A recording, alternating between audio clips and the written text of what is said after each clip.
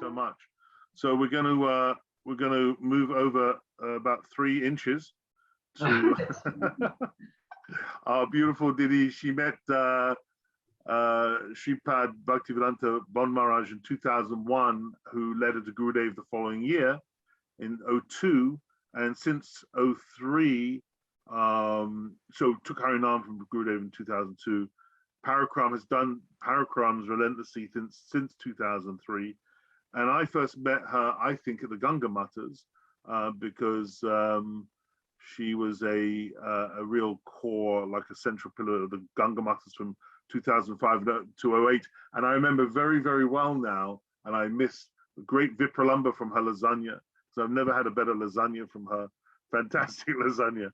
And with Prabhu, she has rendered a lot of seva to our beloved Sripad Bhaktivedanta Bon Maharaj from 2014 to 2000 till before COVID, basically. And we're very fortunate for her to be sharing her Pushpanjali on our Zoom Vyasa together today. Srimati, Yamuna, Devi, Dasi, Dandavat Pranams, Didi. So happy you're sharing with us. Please take, well, it's almost 12:30, so go up until the hour. That'd be wonderful. Thank you. Or as short as long as you like, up until the hour. Haribol. Until what? 2 o'clock. Yeah. Dandavat Pranam, Yashodanandan Prabhu. Thank you so much for giving me an opportunity to say something about the glories of Srila Gurudeva. I will offer my Mangala Charana first. Gurave Gurachandaya Radhikaye Tadaraye Krishnaya Krishna Bhaktaya Tad Bhaktaye Namo Namaha. Om Agyanati Mirandasya Gyananjana Sharakaya Kshakshon Militamyena Tasmai Sri Gurave Namaha. Vanshakalpa Tarubhyascha Kripa Sindhu Vyaevacha Patitanam Pavanepyo Vaishnavepyo Namo Namaha. Shri Krishna Chaitanya Prabhu Nityananda Shri Advaita Gadadhar Shivasadi Sigura Bhaktavrinda.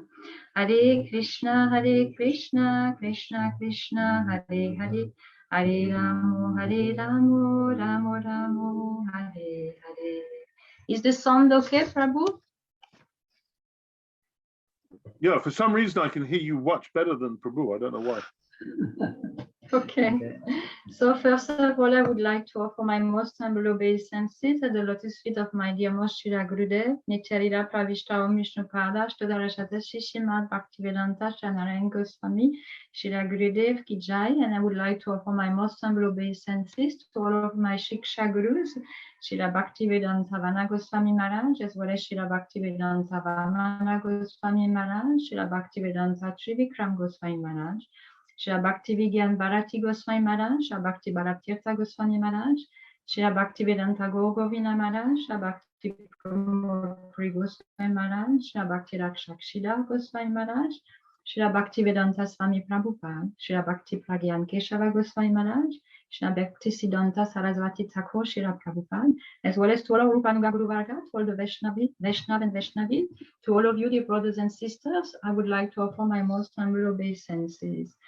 So thank you so much, Yashodananda Prabhu, and all of your wonderful team, Ujjvala Prem Prabhu, and all others that are engaged with you in this very wonderful seva.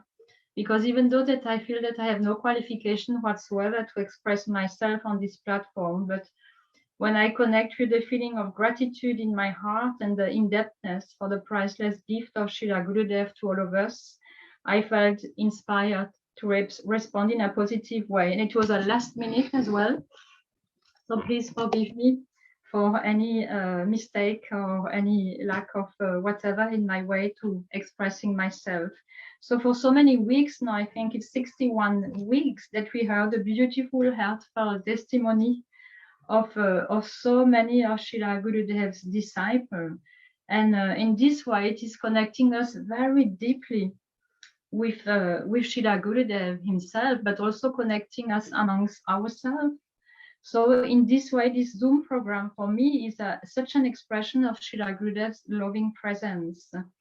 And it was reminding me that in the same way that when we heard about the description of the Gopi Gita, when Krishna left the gopis at the time of the Rasa dance, they felt so much separation that somehow they could pacify themselves by remembering about Krishna's pastimes and even enacting those pastimes.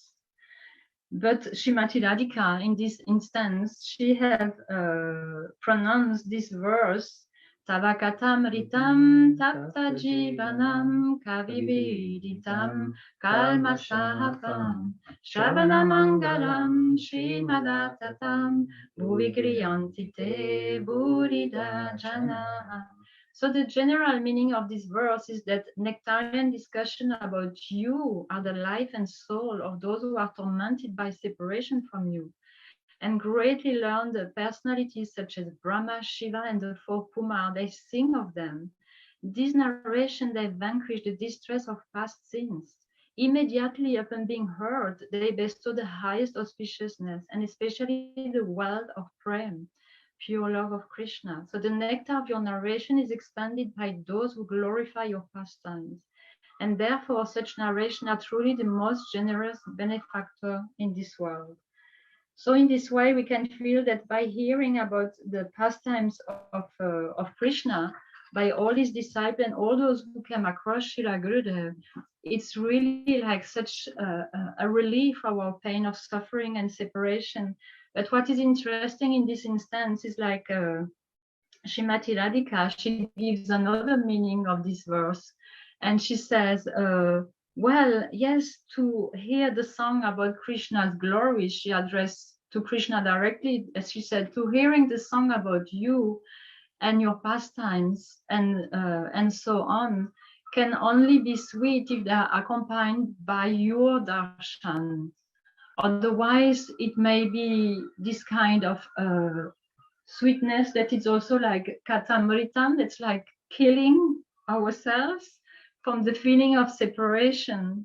So for us, there is this double aspect of receiving so much nourishment in our relationship to Srila Gurudev, but also making us feel this separation from Srila Gurudev even more deeper. And I remember about Srila Gurudev's own commentary on this verse of Srimati Radhika. He was saying, be very careful, he said, because if you see anyone coming with a saffron cloth, with some books under their arm, and offering for you to take this book for free, be very careful. Maybe you still have time to run away, but if you don't do, then your material life will be completely ruined. So I think it's too late. For all of us who are here, it's already too late. And this is the greatest blessing. Because of course, in the pastimes of Krishna and all those teaching, it is it's not a direct way of expressing things like we have the tendency in our Western culture. Like Srila Bhakti-Vedanta Maharaja often made this joke. He said, "Oh, in your culture, it's always like I love you, I love you." He said, but at the first sign, it's I love you. After 1 year, it's I hate you. And maybe sometime later, it's like I will kill you. You are saying this kind of love that is expressed in your culture. But in the Vedic culture, and we can see that in the pastime of Krishna, everything is a little bit crooked. So there's like double meanings, triple meanings. And it's sometimes very relishable and very interesting to understand all those different layers of understanding. Because it's like Gurudev having planted so many seeds in our hearts through telling those pastimes, through giving those teachings. And over the time, all those different aspects unfolds in the heart as the sadhak progresses on his journey. So we are very so blessed to have received all those beautiful gifts from Srila Gurudev. And these memories of Srila Gurudev nourishes our relationship to him in a new and fresh way. I have heard so many testimonies of devotees that I maybe not even met before. And to hear how Srila Gurudev has touched everyone's heart in such a particular way, it's just so beautiful. And we remember also how Srila Gurudev, he was so broad-minded, so compassionate. And he simply wanted us to know that his mission was that of Srila Chaitanya Mahaprabhu and Rupa Gosvami. He wanted us basically to understand that Krishna is love and love is Krishna. So we want to associate with everyone on the platform of love and affection, said Srila Gurudev, not by controlling others. he was saying you cannot bring others to Krishna's service by manipulating or controlling them. And that's very interesting because it's quite the opposite of the dynamic of the world at the moment. So it's very important to remember what is the dynamic of love, that it is not by controlling others. But Gurudev have shown in his own example, he was saying, you cannot even control your own mind. So what to speak of controlling others? He was saying that love has nothing to take, but everything to give. And Srila Gurudev has perfectly shown this in his own life, by his own example, day after day, how he was completely dedicated to the service of his Gurudev, of the mission of Sri Chaitanya Mahaprabhu. And when he came traveling to the West, he said, I have not come to ask anything from you. And sometimes he had those sweet dealings. I remember one devotee telling me that, oh, I know your Gurudev. I remember I first met him when he came to the Western country. And when I approached him to ask him a question, he said to me, I don't want anything from you, just a very little thing. And then she was surprised and waiting for the next part of what he would say, said, I just want your heart. And then she said she was so afraid that she ran away. So for each of us, we have our own dealings with all those divine masters, and we can see that one person is maybe destined to go to this specific spiritual master and another one to that specific spiritual master, but they all have this same potency, this Akhanda Guru Tattva. And this is very important for us to remember so that we don't go into this kind of sectarian mentality, and that we can please Sri Guru by honoring everybody and giving respect to others. And Gurudev was also explaining that love is beyond justice. And of course, we can understand that from the point of view that justice is something on a material platform. And this beautiful principle or this dynamic and being expressed by Gurudev in so many ways. Just by the fact that he accepted all of us, the fact that he accepted me is really the proof that love is beyond justice, because I felt that I didn't have, and I still feel that I have no qualification to be here whatsoever. And this is really what is so amazing. So I remember Srila Gurudev in 2008, I think it was in Sri Navadvip Dham. We had performed the Navadvip Parikram that was so wonderful in Srila Gurudev's presence, and we had some special meetings with Dilip Prabhu at that time, and it was all about developing a better harmony in the Sangha. And we met together for 4 days, and Srila Gurudev came regularly to check what we had achieved. And something really made a deep impression in my heart. It's when he came after 2 days and he said, in the same way, was asking what have been the discussion and the conclusion. And his conclusion was like, don't fear. And he addressed this to all the devotees. I think you should tell your ideas openly and bravely. Don't fear anyone. You all have the right to express your ideas. Don't think, oh, only they are controlling. So this was something very, very powerful to me. It made a deep impression because I felt so unqualified for anything else related to what this assembly, Srila Gurudev's mercy or whatever. But it really, I really felt that he was addressing to each of us in our hearts, giving us the courage to be engaged in service, because sometimes it may be kind of disheartening to see this highest goal, the highest principle, this beautiful philosophy, and to feel so far away from it, that it can be disempowering for some to be engaged in service and to see there is already some set teams of this and that. But this was a very liberal consideration of Srila Gurudev, that I felt also that he didn't want to fall into this trap of institution that could be a great obstacle on the personal development of devotees, but also on the current of bhakti that is completely free and that cannot be checked by any institution, as Srila Gurudev have declared it very boldly. So this was a very positive and encouraging instruction, empowering that Srila Gurudev have given to all of us. And we can see by so many so many services that take place, initiatives, and especially since we have been in this lockdown, so many devotees felt inspired to offer different forms of services like this Zoom program that has been connecting us from all over the world with Srila Gurudev's mercy in such an amazing way. And also I noticed that Srila Gurudev was sometimes giving instruction that was kind of a little bit bewildering or surprising to us, or to me at least. And I wanted to share something that has meaning in the overall story. That I remember one good sister of mine, she approached me once that we were at an European festival with Srila Gurudev, and she had some doubt about her personal situation. And she was asking for my opinion. Then I said, well, maybe it would be much better that you approach Srila Gurudev to ask for his advice. She felt a bit shy because of the situation. She was kind of engaged in a relationship, and that man had offered a ring to her for the engagement, and she didn't really accept. She didn't want to accept that engagement, and she felt that Srila Gurudev always is instructing us, like, if you are not in a relationship, stay where you are and give your full energy in practice. So she felt that it was very inappropriate. But still she went to approach Gurudev, and this person was with her because he was also her friend, and she was thinking, well, he should receive Srila Gurudev's mercy. That's the best blessing for him. So as she approached Srila Gurudev, asking the question about that situation, then Srila Gurudev gave an answer that completely surprised me and her as well. Srila Gurudev, he just took that ring and he said, where is that man? He asked the man to approach, he gave him the ring to put it on her finger, and he blessed her union there on the spot. And we were also surprised, and I remember I even took a picture.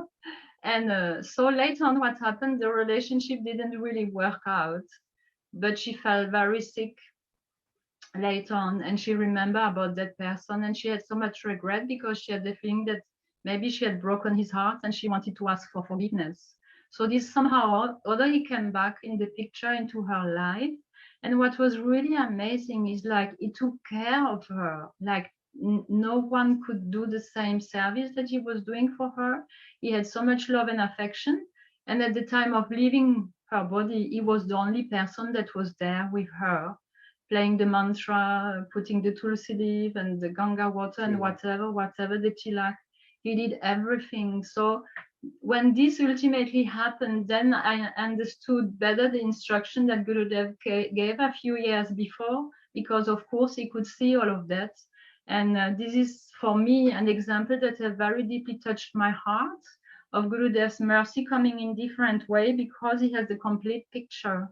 And that's why Shri Guru is so important in our lives. If we just read the scriptures and we try to apply, or even if we just listen to Harikatha and we try to apply in a general way, like we can see in the world, actually, in a high crisis situation, if just we try to apply one principle to the whole planet, which is very impersonal, and it's forgetting about this very individual relationship that we have, and that is so important with Shri Guru to come in our life and to instruct us on a very personal level.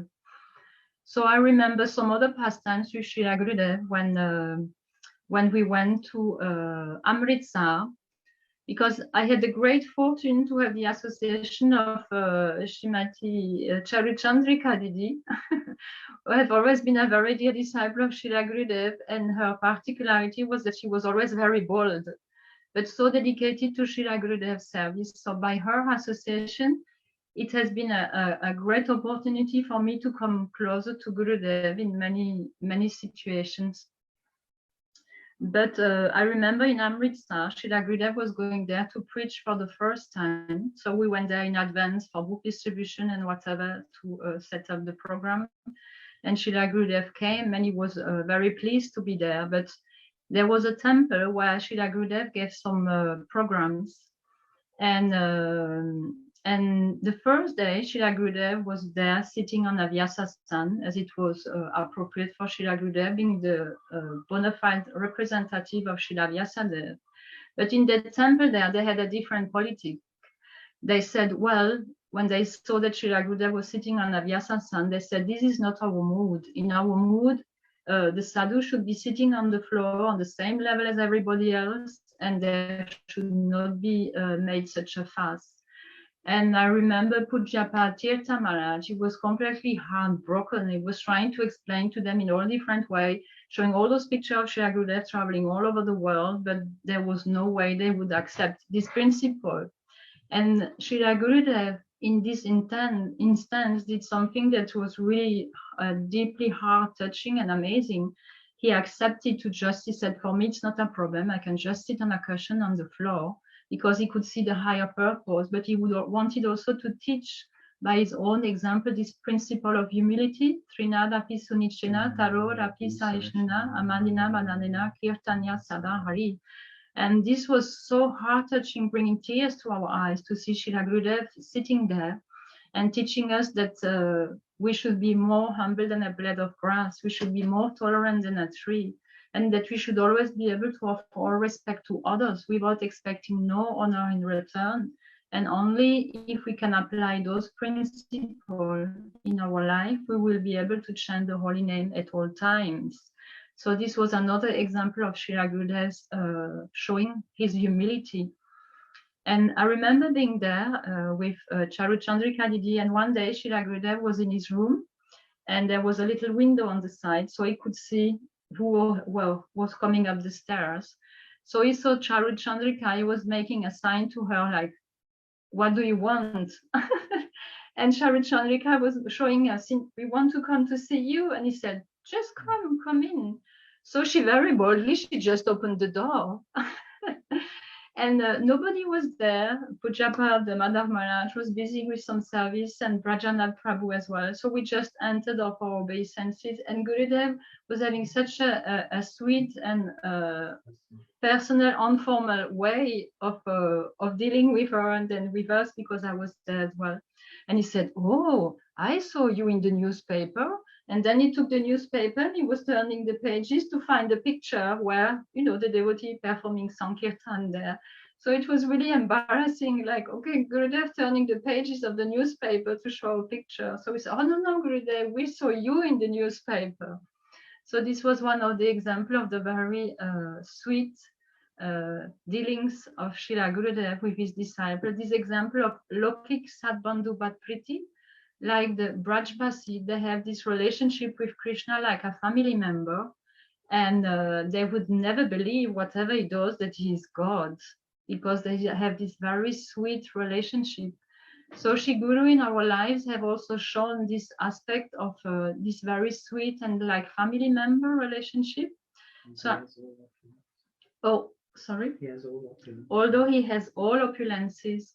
So in the same way, I remember one year in Srinavadvip Dham, when there was the installation of the deities in the Sri Keshavaji Gaudiya Mat there, that was all this big installation taking place, so much movement here and there. But while observing Gurudev, the feeling was really like everybody's moving around, but he, by his transcendental energy, he is the one that is arranging all this pastime to take place. And I remember on that day, one of his godbrothers from the Shidevananda Gaudiya Mat came to sit on the stage with him.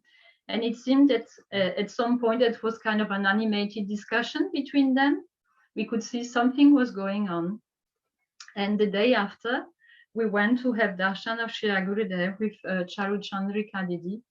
And she very boldly, she asked to Gurudev, she said, "Oh, Gurudev, what did your godbrother say to you yesterday on the stage?"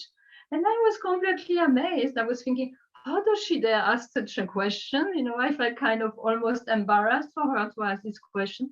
But then Gurudev, Srila Gurudev very naturally replied to her. He said, "Oh, do you want to know what he was asking me? He was asking me that he said he wanted for me to give him 2 of our mats." But it was so natural, and it really made such an impression on me to understand that there are all those different levels of relationship with Shri Guru, but like a father to daughter. And this was something very extraordinary to witness, and I felt you know, so much inspiration in my heart to see Gurudev in this way. So Srila Gurudev in this way have also really much being such an inspiration in teaching us the principle of harmony. And like it is described when we refer to harmony on a musical level, isn't it? You have all the musicians playing together. They have all different abilities and qualities, but they play all together for the harmony of the composition, for the pleasure of the listener, and everything should be tuned in. Like the conductor, so Srila Gurudev, to all of us, he was like that conductor. And he was able to bring all those different souls together, coming from so many different horizons with different abilities, qualities, tendency, personality, and he was able to create this harmony amongst ourselves. And what I found interesting is like, it's not because Srila Gurudev is not directly present anymore that that this harmony is not taking place. And we can see through the initiative of such services that that you are offering on this Zoom program, to bring all those different personalities together and to make us remember and feel this deep connection with Srila Gurudev. And Srila Gurudev is completely present in everything we do, as long as we connect with him, as long as we try to apply all those beautiful principles that he has given to us. And in this way, with love and affection, to try to develop that bhakti in everyone's heart. And we can see also that Srila Gurudev, in the early days, in the Martin Mathura, he was having dealings with his early disciples that was quite different from the dealings that he had later on. And we can hear from Pujapad Bhaktivedanta Van Maharaj and others how Gurudev was very strict with them, how they got such a high level training. And even though that it was very difficult, many came, but not many stayed. And we could see at that time that Srila Gurudev was really like this principle that has been enunciated by Srila Bhaktisiddhanta Saraswati Thakur Prabhupada. A bona fide guru doesn't come to make disciples, he comes to make gurus. So they got this very important training so that in the future Srila Gurudev's legacy could go on. Because the beauty of bhakti is that really this legacy is completely pure, completely transcendental. And for all the followers of Srila Gurudev, for all of us, his children, his daughters and sons, there can never be any fight or quarrel about Srila Gurudev's legacy, because his legacy is transcendental. So there can never be any shortage of it. And that's completely amazing and very important to remember. And in this way, with this spirit of Lokik Sadbandhuvat Priti, to continue to be a loving and affectionate family, and to be able to reconcile all our differences, this is what is really pleasing Srila Gurudev.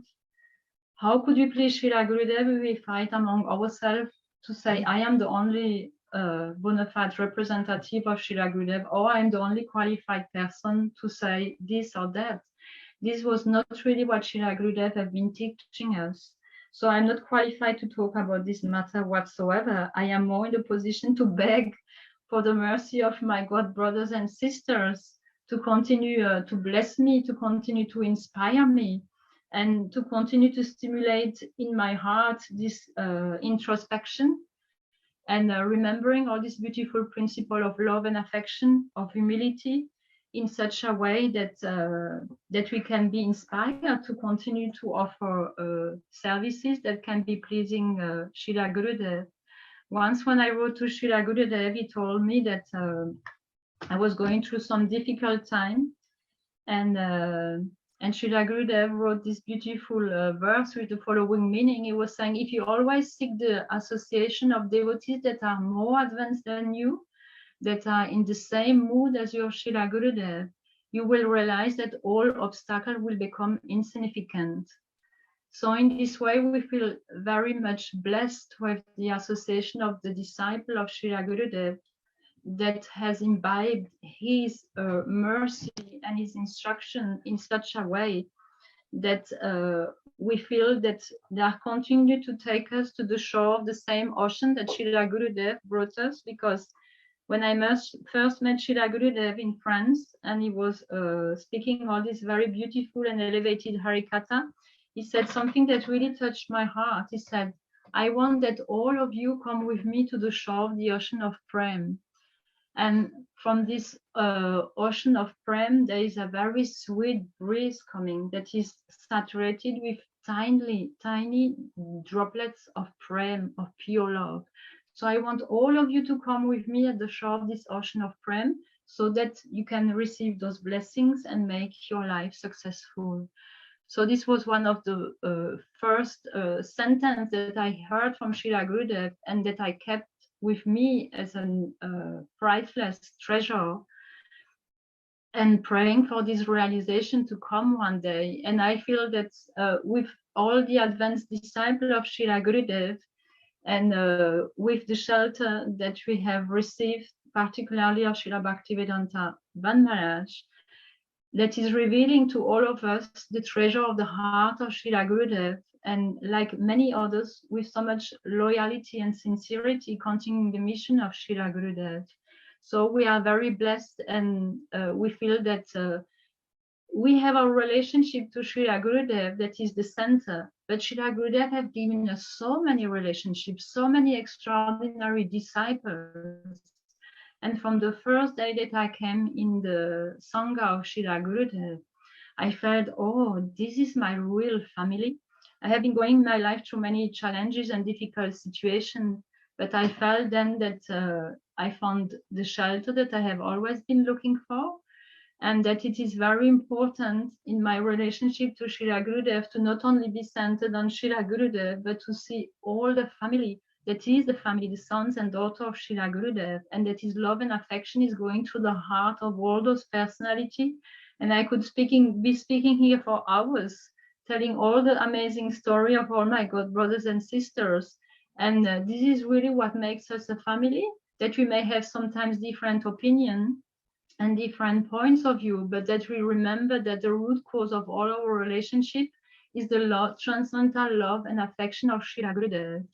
And that all those seeds that he has planted in our heart, we pray that they will develop and mature, and that day by day our capacity to give love and affection will grow, our capacity to show very humble dealings with each other, and to create this harmony that Srila Gurudev came to give, and that in this way we can make his mission successful, and we can be a positive factor to this prediction of this Sankirtan movement of Sri Chaitanya Mahaprabhu to spread all over the world.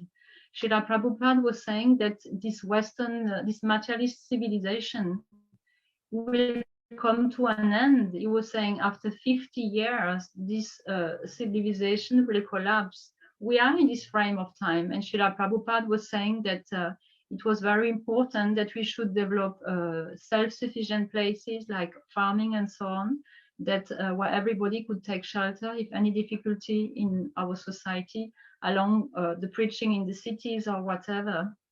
And Srila Gurudev also encouraged us to create institutions where children can be educated in school that would be Krishna conscious, and that harmony should be there in all those institutions. So we have so many wonderful projects for each of us with our respective abilities, tendency, with the inspiration that Srila Gurudev would give into our heart to fulfill his mission, the mission of our Rupanuga Guru Varga, and the mission of Sri Chaitanya Mahaprabhu in so many amazing ways. And Srila Gurudev was also very pleased when the disciples were coming and saying they were performing this service, that service, and Harinam Sankirtan. Of course, he was very attached to this Harinam Sankirtan.